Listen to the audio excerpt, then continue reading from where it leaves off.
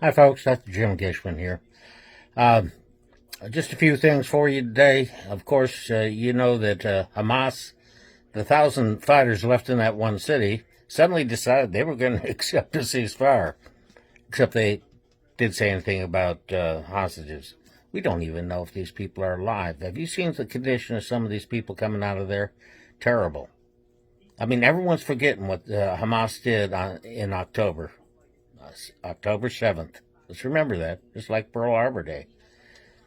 Uh, but it is disgusting. They have every right to go in there and just get those last 1,000 fighters out of there and lock them up. Now, they're going to sit there and want prisoner release too. Well, why sit there and release more prisoners that you got to sit there and go after? Israel be nuts to take any of these deals. All right. And I'm telling you, we're in a worldwide revolution, people. This is worldwide. This is all planned.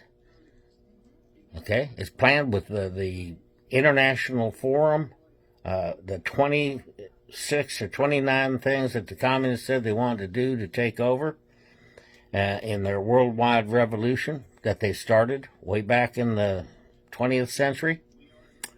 They didn't go anywhere when Russia fell. When the Soviet Union fell, they're still out there, okay? Dedicated communists. After fighting communism my whole life, I could not understand how we got a communist, daggone director of the CIA under Obama. That is Brennan, pickle-faced Brennan. I just could not understand that. That is beyond imagination. And of course, everyone, and I've worked up there, everyone up there is a globalist in D.C. We got to get them out of that bubble. They're sitting there, the people that have suggested sitting there taking these agencies and sitting there splitting them up. Heck, take Bureau of Land Management that's given so many farmers and stuff trouble. Stick them out in Omaha or Denver somewhere, okay? That would be right in the middle of all their problems, so they can sit there and experience it too. Experience water loss and whatnot, okay? And the IRS, sit there and stick them somewhere else. DOD, split them up. Put their headquarters in various places. Of course, you can keep the Joint Command Center up there, Joint Intelligence Command Center, whatnot. But you got to keep as many people out of that D.C. bubble as possible. And they had another job thing today. Let me explain something to you economically, what's going on with jobs. It takes about 20 people to sit there and support a salary of someone in D.C. Because it takes about 5% of your payout. Okay? We don't have that. Okay? And when they sit there and do this jobs report and stuff, they don't know. COVID messed us up so bad because so many businesses went out of business. When they sit there and see X number of new businesses start up, they have to estimate, and they don't know how many people are going to be working for those types of jobs. They don't. And when a business goes out of business, they got to estimate how many people lost a job.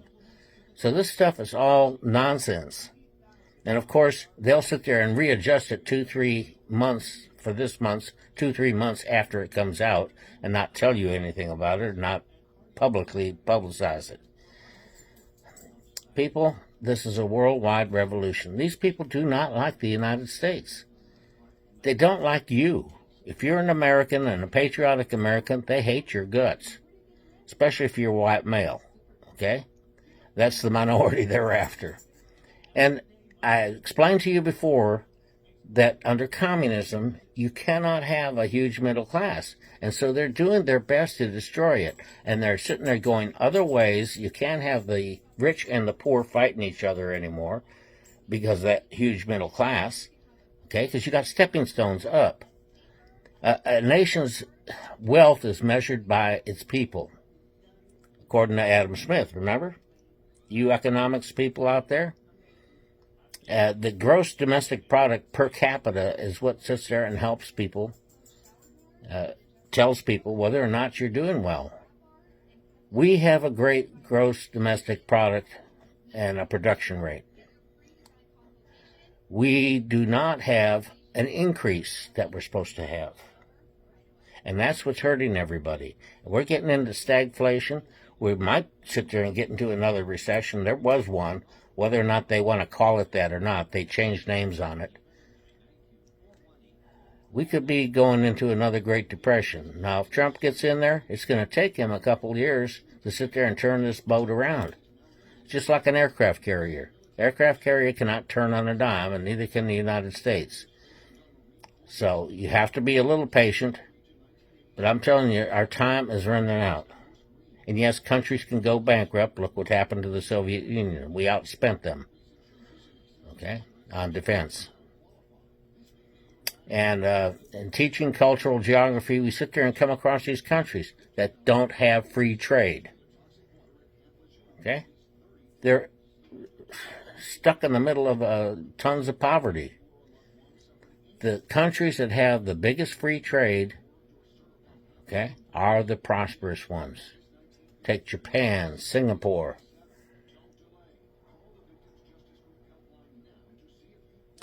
It's just the way it is, folks. We have to sit there and get a free trader in there. Now, there's going to be some tariffs, yes, because you have to sit there and use that tariff law. The president has to use that to get other countries to give us favorable terms. That's our negotiating point. And we have to sit there and start making stuff here in the United States on our own. We can't have all our chips come in from Taiwan and then have Red China go in and take that over like they did with Hong Kong. Okay? They betrayed the agreement they made with Hong Kong. You can't trust these people, and you can't trust our people that are thinking the same way up in Washington, D.C., in that bubble. You just can't trust them. They're not experiencing what you're experiencing. They're making $100,000, $200,000 a year. Of course, they have to pay a lot more for their housing and their gas. I think that's up to around $4 or $5. I've lived up there. I was part of that system, and I'm telling you, they do not like you. Okay? The days of a liberal and a conservative getting together and talking are over. I have one or two friends that I can do that. However, one just passed away, so I don't have him to bounce ideas off of. Okay? He was the JAG officer on that bomb explosion on that battleship in the Navy many years ago. And I'm going to miss him. Fair winds and following seas, Chuck. We love you. And I love all of our servicemen. And I love you, all of our patriotic Americans out there. That's the only place you're going to get love except from God. Okay? Just remember, God will give you that love. Hang on to that. Because these liberals, they're not liberals anymore. They're Marxist, communist, fascists. Okay? They're trying to sit there and turn this country into a fascist, socialist state. They're saying, hell with the Constitution. You see how many rights and stuff you lost? You can see that by an example of what they're doing to President Trump. Okay? That exorbitant bond thing, that's in the Constitution. You can't do that. And Secret Service is laughing their butts off. They're not worried. Because if he gets into jail, if they sit there and put him in jail, they have to take over a whole wing. Move everybody out. Their job is to protect the president, no matter where he is. Okay? So, folks, with that, I'm going to sit there and say, God bless you, and please pray for our country and vote. That's the last thing you got left. This may be the last time we vote.